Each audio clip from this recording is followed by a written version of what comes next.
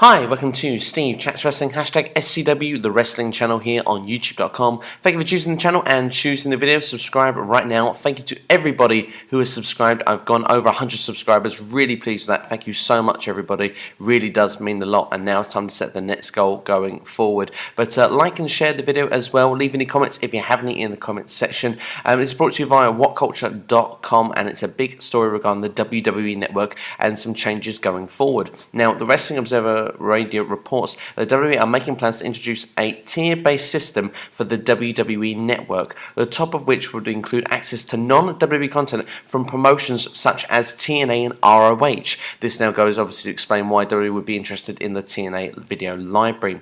Now, a WWE market research survey has been posted by Reddit user ArtFlareFan1 showing 4 tiers of what would be available on each subscription package. The big news is that the $14.99 per month subscription may be introduced, which will give subscribers access to independent, non-WWE wrestling content. TNA and Ring of Honor are mentioned by name in the survey, and Meltzer is also reporting that promotions such as Evolve and Progress could also be involved. What's more, choosing this option would allow subscribers to vote for the WWE Hall of Fame. So that's very big there, and that would be the top package that you could get hold of.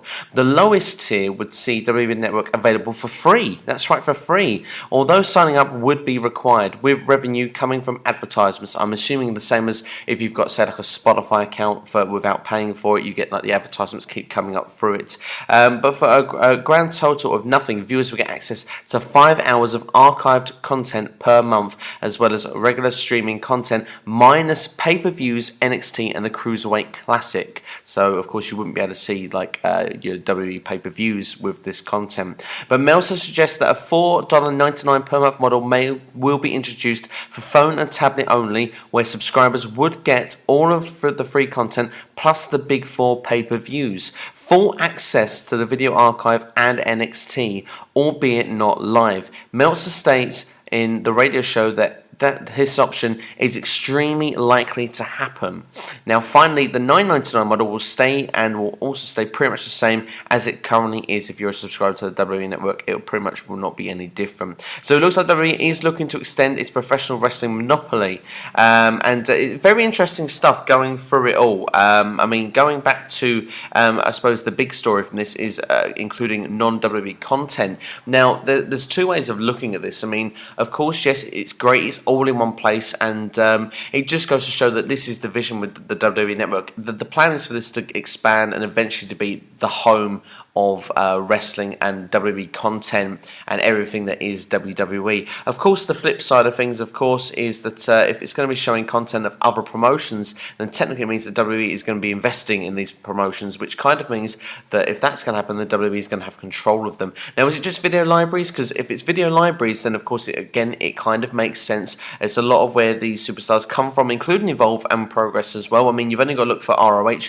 the likes of Seth Rollins, the Sami Zayns, the Kevin Owens of this world. TNA, we're looking at Bobby Roode, AJ Styles, Samoa Joe, Austin Aries. There's a lot of names there that now have come from these destinations that are now in WWE. And of course, WWE kind of know they have to kind of make something of these people. They can't just sort of say, yeah, they've come from somewhere else. They know wrestling fans are intelligent. They know that we know that where these superstars have come from. So WWE is kind of actively looking to make this, where we can mention it on WTV and it's not seen as such a big deal. At the moment with AJ Styles, of course, he spent, close to a decade in TNA.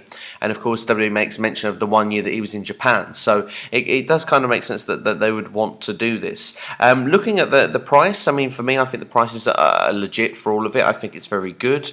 But on the flip side of things, of course, competition is healthy, and I don't think WWE should have its finger in every single pie going with the American wrestling world or even the wrestling world, because otherwise people kind of don't have an alternative, and we're kind of forced and stuck with the WWE brand. I mean, it is probably too much WWE content as it is, so to have more of it, then maybe that wouldn't be such a good thing. But I mean, it's good because there'll be tiers for everybody to be involved depending on what you can afford and what you can do, which is good really, I think, for everybody. not everybody can afford to have the WWE Network. So, I mean, there are sort of small options there for people if they want to have it. But I suppose the question really has to go out then to the listeners or the viewers on this channel. I mean, do you want to see this happen? Would you like to see TNA and ROH content on the WWE Network? Would it encourage you to be a subscriber to the WWE Network if you're not already? I mean, the other thing you could say as well is that in the long term, you can see with the WWE Network, and I mean, Vince McMahon is currently worried with the Raw ratings, and I think the vision long term, the vision is that the ratings wouldn't be so important, because I think Raw and SmackDown eventually, if the network gets big enough, that will be the home of Raw and SmackDown as well. Now, I'm sure some people may disagree with that, but I think that that's what the aim is to do, and I think the Raw and SmackDown would be on the sort of cheaper side of the subscription, definitely to start off with. I mean, it probably would be even on the free content to begin with, but the WWE Network is still trying to expand, it's still trying to become bigger, and of course, eventually, the idea of this is to be the home of wrestling, to include everything, I guess, kind of almost like a Netflix. You know, they actually generally want that, and I suppose they're not just looking at their own content, they're looking at the whole wrestling world as well. But let me know your feelings in the comments below. Like and share the video as well. If you haven't already, please subscribe to the channel. You've been watching Steve Chats Wrestling, hashtag SCW, the wrestling channel here on YouTube.com. Let me know what you think about this interesting story, and I hope actually there's going to be more developing on this, because for me, I think this is one of the more interesting stories to come out in WWE for a while. So looking forward to hearing what you've got to say about it, and I'll see you for more news coming up. And also, while you're here, check on my channel. My WWE No Mercy preview and predictions video is up, so let me know what you think. But yeah, any more news, I'll bring it back to you on this channel, and I'll see you next time. Take care.